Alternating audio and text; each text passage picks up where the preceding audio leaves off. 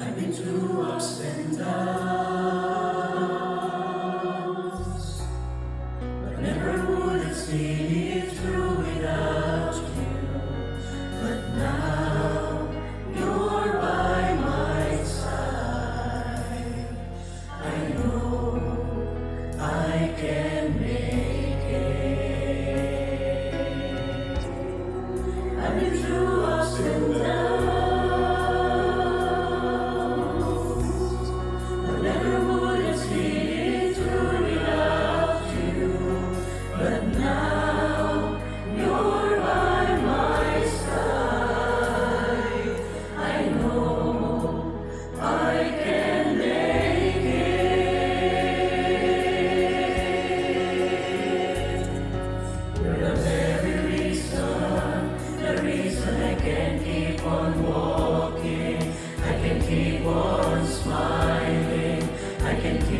Singing, even when the sun is not shining,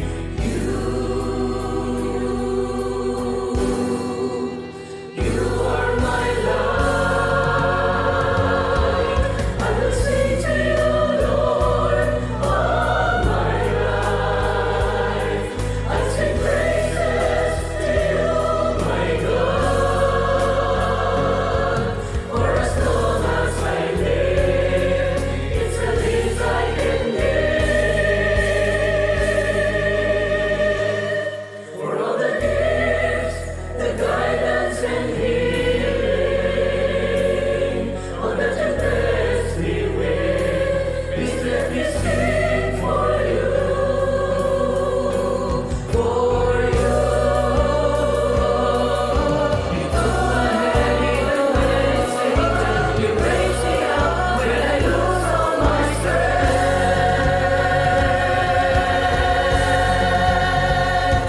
My voice is faint, but you keep on hearing me out. And though my hope has faded, you never left my side.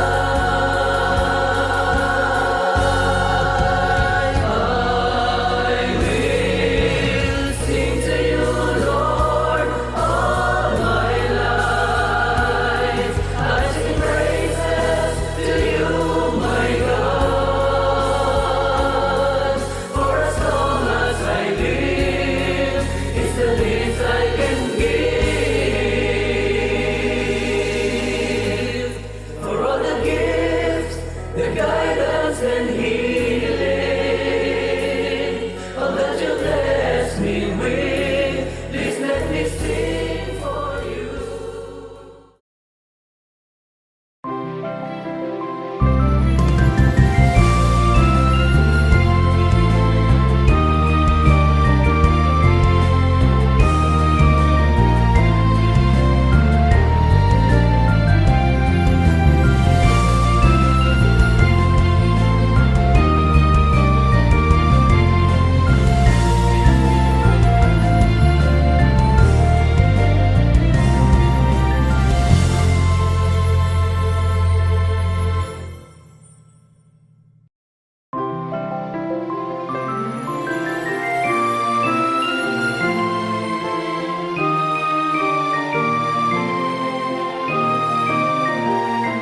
Good evening and welcome po sa aming mga viewers.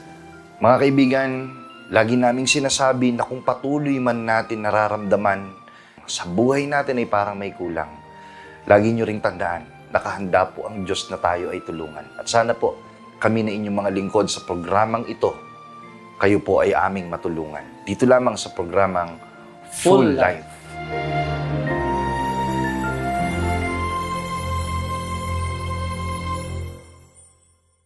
Magandang gabi po sa inyo muli, minamahal naming mga viewers. Narito po kami ulit na inyong mga lingkod sa programang ito at sa paghahangad na sa pamamagitan ng gospel or ebanghelyo ng Panginoon, patuloy naming dalangin na sana'y maghatid ito sa atin ng panibagong inspirasyon na kailangan natin sa ating buhay. At nais naming ibahagi o i-share sa inyo ang aming faith. Sana kapwa nating tanggapin. Ito ang totoo. ang ating mga matututunan ay kahayagan na tayo po ay pinahahalagahan ng Panginoon. Kaibigan, mahalaga ka sa Panginoon. At ang atin pong mapapakinggan ngayon ay ang Thank you, Lord. The story of the 10 lepers. Part 2 po ito. Opo. Kaya po, napakahalagang pagtalakay po muli ito na ating pong alaming palagi ang kalooban ng Panginoon. Sa nakaraan po nating pagtalakay ay natutunan po natin ang napakahalagang kaalaman bago pa natin tanggapin ang kahilingan natin sa Panginoon. Ang pagkakilala sa Kanyang kabutihan ay sapat na basihan upang magtaglay tayo ng kaisipan at kaloobang siya ay dapat po nating pasalamatan. Tama po. At hindi kung kailan lamang natin natatanggap ang ating mga pangangailangan sa buhay. Sabi nga attitude of gratitude. Pero hindi din ibig sabihin na kung matanggap na natin ang ating mga kahilingan ay hindi na natin ihahayag sa ating mga gawa ang kanyang mga kabutihan. Mas lalong kailangan po kasi. Opo. Upang ipaabot sa Panginoon na siya ay karapat-dapat sa ating pagpapasalamat. At yan po ang ating pong pag-aaralan sa pagpapatuloy ng kwento ng 10 lepers. Basahin at pasimulan na po natin ang kasunod na mga pangyayari. Pakinggan po ninyo mga kaibigan. Luke 17:14. At pagkakita niya sa kanila, ay sinabi niya sa kanila, magsihayo kayo at kayo'y pakita sa mga saserdote. At nangyari, samantalang sila'y nagsisiparoon, ay nangalinis sila. Narito po, mga kaibigan, ang pagpapatuloy. Gaya ng pangyayari, ang 10 may sakit na ketong ay umalis papunta po sa mga saserdote. At lahat sila ay gumaling. Yun kasi ang utos ng Panginoon sa kanila. Dito natin makikita na hindi po sapat na nakita natin yung kahalagahan ng solusyon na ino-offer sa atin ng Panginoon. Ito po ang katunayan na dahil sa tama ang pagkakilala sa Panginoon, na kahit wala pa, Brother Amadeo, yung kahilingan, hindi mo pa hawak, kumbaga sa iyong kamay, yung nire-request mo, dahil sa taglay na po yung kaisipan, sabi nyo nga kanina, attitude of gratitude, yung kaugalian na pag-uugali na ang Diyos ay dapat pasalamatan, dapat tayong magpatuloy na sumunod sa kanyang kalooban. Dahil makakaasa tayo na matapos ipagkaloob ng Panginoon ng solusyon, napaka-importante naman, Brother Amadeo, na sumunod naman tayo sa Panginoon. Gaya nung nangyari po dun sa 10 may sakit. Mga kaibigan, sumunod sila sa Panginoon nang utusang sila po ay pumunta doon sa mga saserdote. Ayon sa pangyayari, napaka-importante po nito, yumaon pa lang. Kasi sabi po sa verse, no, yumaon kayo, no? Magsihayo kayo at kayo pakita sa mga saserdote. Pero mga kaibigan, ayon po sa narinig natin at nakita, papunta pa lang, nangyari na po na natanggap ang kanilang kahilingan. Napaka-importante nito. Bakit kaya? Siguro po napapatanong din kayo, bakit kaya? Hindi pa po sila totally nakakarating dun sa inutos ng Panginoong puntahan yung mga saserdote. Kung papansinin po natin, mga kaibigan, may ketong o may sakit pa sila nung utusan sila ng Panginoon. Papunta sa mga saserdote, maliwanag po yun na humahakbang sila na taglay ang pananampalataya. Opo. Makaka-relate po tayo sa sinabi ni Apostol Pablo. Pakinggan po ninyo at ipaglilingkod ni brother. Dito po sa Hebreo Kapitulo 11, versikulo 1. Ngayon, ang pananampalataya ay siyang kapanatagan sa mga bagay na hinihintay. Ang katunayan ng mga bagay na hindi nakikita. Ang taglay po ng mga may sakit na ito ng ketong ay ang pananampalataya. Base sa paliwanag po ni Apostol Pablo, ang pananampalataya ay kapanatagan sa mga bagay na hinihintay. Ano po ba yung kapanatagan na hinihintay ng mga may sakit na ito? Na sila po ay gumaling sa kanila pong karamdaman. Eksaktong nangyari sa kanila, sinabi ni Apostol Pablo. At yung pong sinasabi na hindi pa nakikita, kasi hindi pa man sila gumagaling, sumunod na sila sa Panginoon, na katulad ng sila, magaling na. Katulad doon sa bagay na nakita na nila, na sila ay gumaling na sa kanilang karamdaman. Opo. Kaya panatag sila na kanilang hinihintay ang Panginoon na siyang kahayagan ng kanilang pananampalataya. Amen po. Ito po yung transformation, hindi lang physically, kundi lalo na spiritually. Kasi pwede nating sabihin, yung dating pagkatao nila na may sakit o ketong, pero dahil sa pananampalataya, kahit may ketong pa sila, sa isip at sa puso nila, wala na. Kaya po, lumakad sila. Opo, kahit pakiramdam mo na dating pagkatao ka pa rin kaibigan, pakiramdam mo lang yon. Ibig sabihin, Brother Amadeo, hindi talaga yon. Opo. Nagkakamali tayo sa mga pagtingin dahil yung pakiramdam natin, akala natin yun yung tama. Opo. Ang dapat po na maging pakiramdam natin, na nasa puso natin, nilinis na po tayo ng Panginoon. Amen. Mga kaibigan, challenge po ito sa atin. Di ba nga isolated sila? Noon, hindi pa nila nakikita ang Panginoon. Kasi kung iisipin, pwede naman silang umalis, tumakas doon sa lugar na kung saan sila naka-isolate. Sapat na yung imagination no? Opo. Di natin alam, di naman natin nabasa gaano kaya katagal itong may sakit na ito doon sa isolated area na yun. Oo, Di ba? maaaring alisan na sila ng pag-asa. Eksakto Baka hindi na sila magtiis sa kalagayan nila na yun. Pero dahil sa takot at sa pangamba na kanilang nadarama, dahil sa pwedeng kahinatnan nila doon sa mga tao na makakita po sa kanila, pwede po silang ipagtabuyan o kaya ay saktan.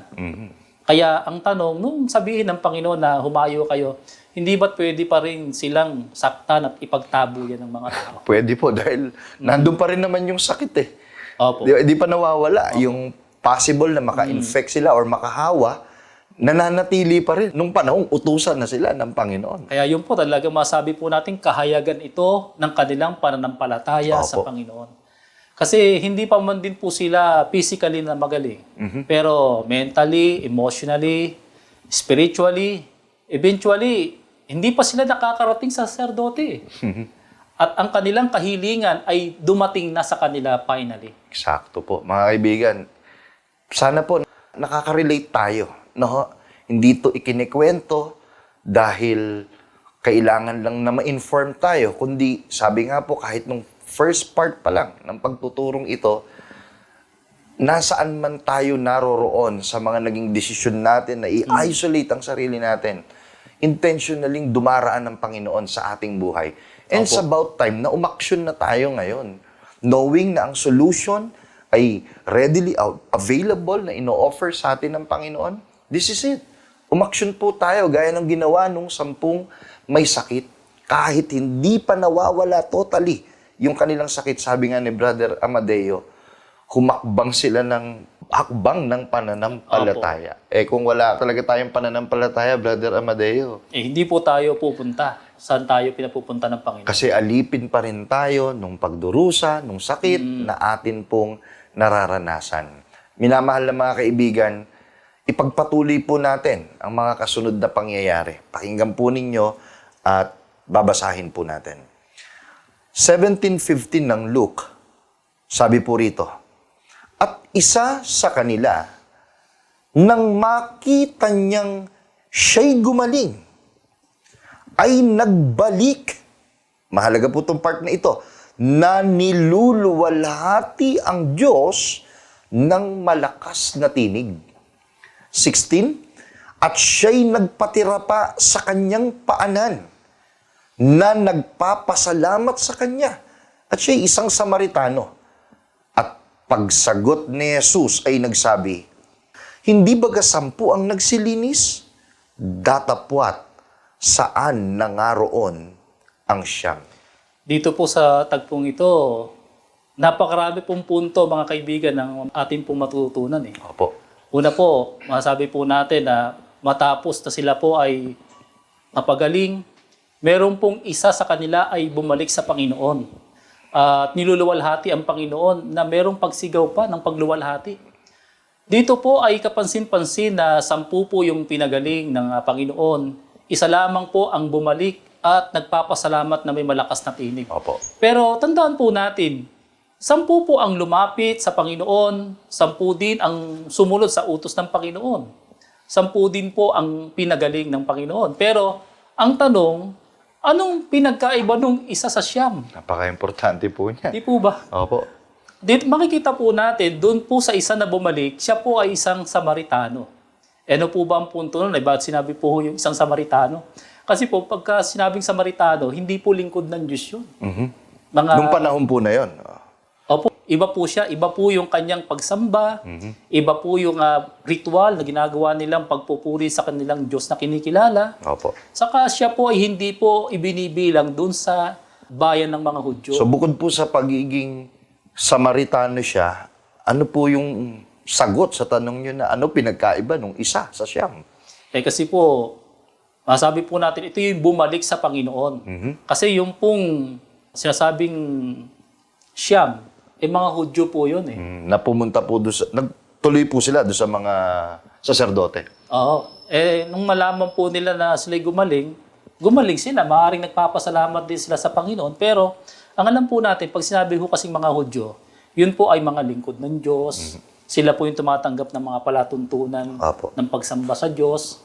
Sila talaga yung masabi nating mayroong buong karapatan na sumamba, magpuri o magpasalamat sa Panginoon. Kaya yung pupuntahan talaga nilang 10, magaganap po doon yung mga ritual, yung Opo. religious ceremony, di ba? Opo. Meron nga po. Kaya po, makita po natin dito, ito, kakaibang pangyayari po ito. Kung sino pa yung hindi naging lingkod ng Diyos ng una, kung sino pa yung walang pagkakilala, pero dahil may napakinggan siya, sapagkat siya'y sumampalataya na mayroong isang Panginoong Jesus na magliligtas sa kanya, yung pong Samaritano na yon na walang pagkakilala, siya ang nagtanghal ng pagpapasalamat o pagkilala sa Panginoon. Opo. So yun po mga kaibigan, kaya nung magtanong ang Panginoon, tutuloy ko po yung pagbasa, Brother Amadeo. Opo. Ito po yung naging sagot pagkatapos na itanong ng Panginoon, nasaan yung siyam? Babasahin ko po.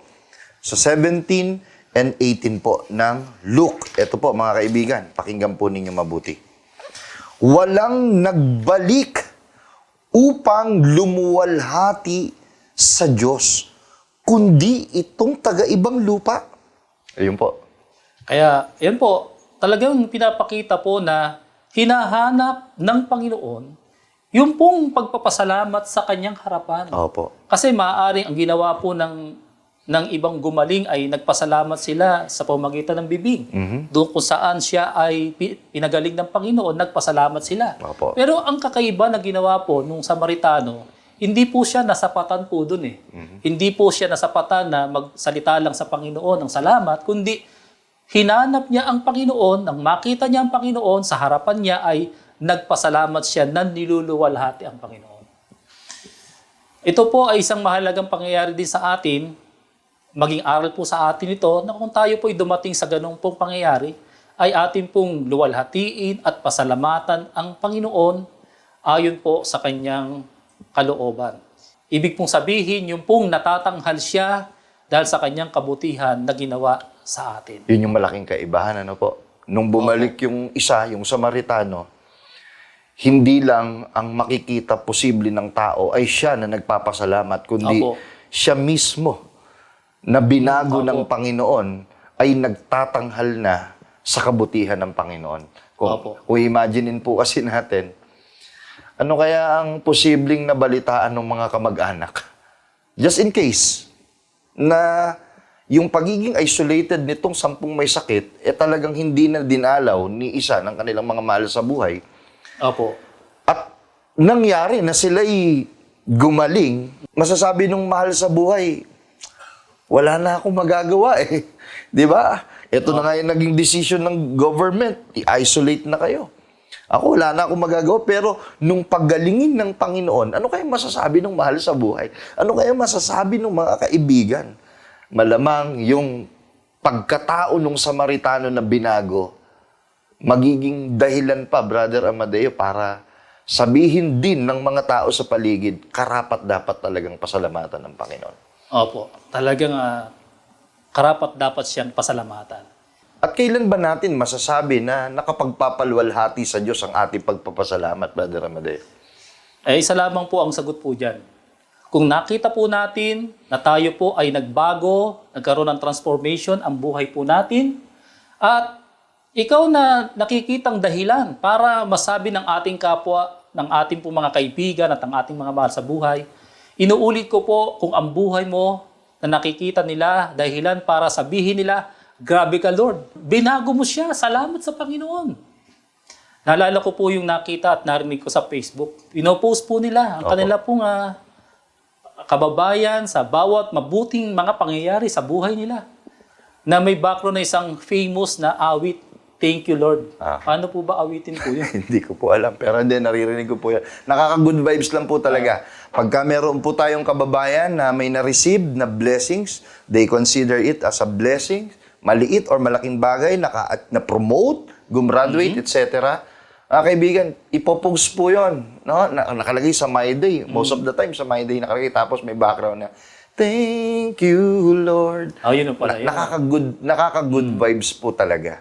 Para nakakahawa yung ginagawa po nating ganyan at nagpapaalala, deserve talaga ng Panginoon na siya po ay ating pasalamatan. Mga kaibigan, isa ka ba sa babalik sa Kanya para siya ipasalamatan?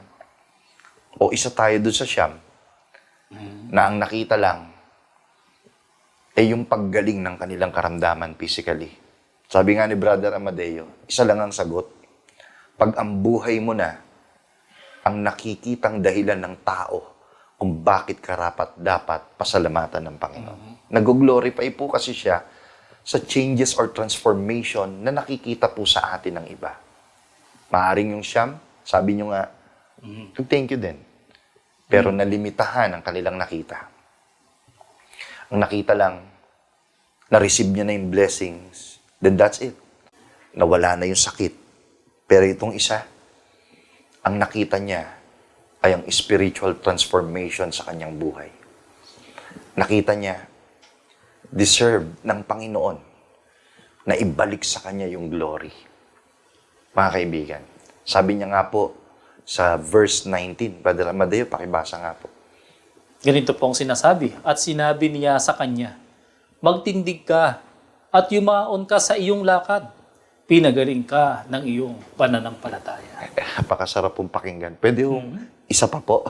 Mga kaibigan, pakinggan niyo po ulit. Napakasarap pong marinig. Ganito po ang nakasulat. At sinabi niya sa kanya, magtindig ka at yumaon ka sa iyong lakad. Pinagaling ka ng iyong pananampalataya. Amen po. Sana na-receive natin yan. Kung marating natin ang ganitong kalagayan sa ating buhay, mararanasan natin. Naggaya ng tayo sinasabihan ng Panginoon. Opo. Magtindig ka. Yumaon ka. Pinagaling ka ng iyong pananampalataya. Kaibigan, nakita mo ba yung part mo na dapat nating gawin? Sa tagal nating paghihintay, pinadali ng Panginoon. Yung mahabang panahon na inaasahan nating darating, pinaikli ng pagdaan ng Panginoon sa ating mga buhay o sa ating mga pinagdadaanan. 3 bagay po ang nais naming iwanan sa inyo sa last verse na ito ng kwento po ng 10 lepers. Ito po ang magiging destination ng ating buhay. Number 1, una, nung sabihin ng Panginoong magtindig ka, inaasahan ng Diyos at gagawin ng Diyos sa'yo. Kung patuloy tayo magiging thankful sa Kanya, dapat ay nakatindig tayo sa lahat ng panahon. Di ba, Brother Amadeo? Ibig sabihin, may sakit ka, thank you, Lord. Di ba? Wala kang sakit, lalong thank you, Lord. Masaya ka o malungkot ka, nanghihina ka o malakas ka, alalahanin mo laging sinabi ng Panginoon. Dahil sa faith mo, tumayo ka, magtindig ka, pinagaling ka ng iyong pananampalataya. Mga kaibigan, una, makikita po natin ipagpapala ng Diyos sa atin ang isang sitwasyon na tayo nakatindig sa lahat ng panahon. Mga kaibigan, pangalawa po, nagpapatuloy sa lahat ng sitwasyon. Tandaan natin yung nangyari sa 10 may ketong. Kung hindi sila sumunod sa Panginoon, yung panahon na yon ay may sakit pa sila. Pero kung hindi sila nagpatuloy sa kanilang lakad, mangyayari kayang sila'y pagalingin ng Panginoon. Ganon din sa ating buhay. Magpatuloy tayo. Kung tila wala pang nangyayari, huwag tayong huminto. Taglayin natin ang kaisipang ang Panginoon ay karapat dapat pasalamatan, pagkakilala sa kanyang kabutihan, mga kaibigan, eventually, marireceive natin ang kagalingan hindi lamang physically, maging ng ating pong mga espiritual na pamumuhay. May isang kakilala po ako, recently lang, nag-post sa social media. Tatanong siya, sabi niya, magpapatuloy o susuko? Siguro inaasahan niya, ang mga kakilala niya yung magko-comment sa kanya.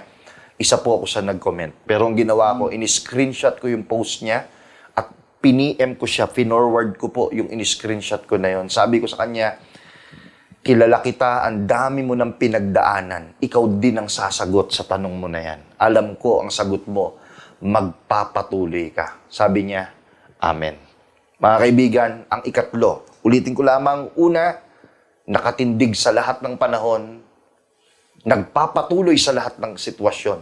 At pangatlo po, mga kaibigan, nananampalataya at nagpapasalamat sa anumang pagkakataon.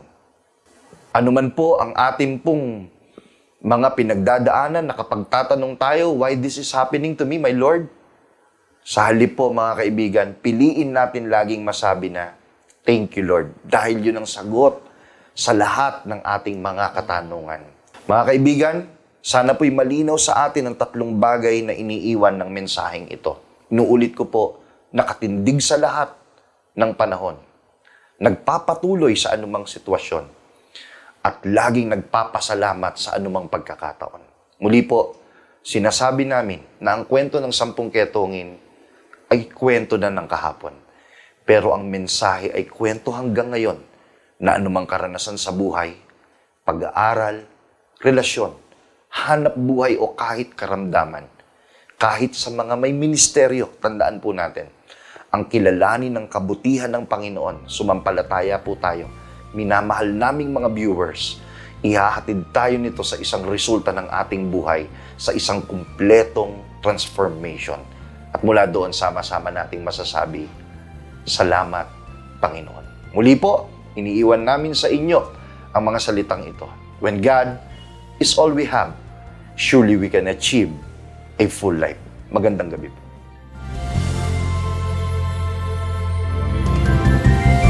Maraming salamat po sa inyong pagtangkilik sa palatuntunang ito ng Kabanal-Banalang Iglesia ng Diyos kay Kristo Jesus. Kung nais po ninyong mapanood ang iba pa naming programa at upang lubos po ninyong makilala ang Kabanal-Banalang Iglesia ng Diyos kay Kristo Jesus, mag-subscribe sa ating YouTube channel na The Most Holy Church, bisitahin ang aming Facebook page na MHC Media. At bisitahin ang ating official website na www.mostholychurch.com. Maraming salamat po!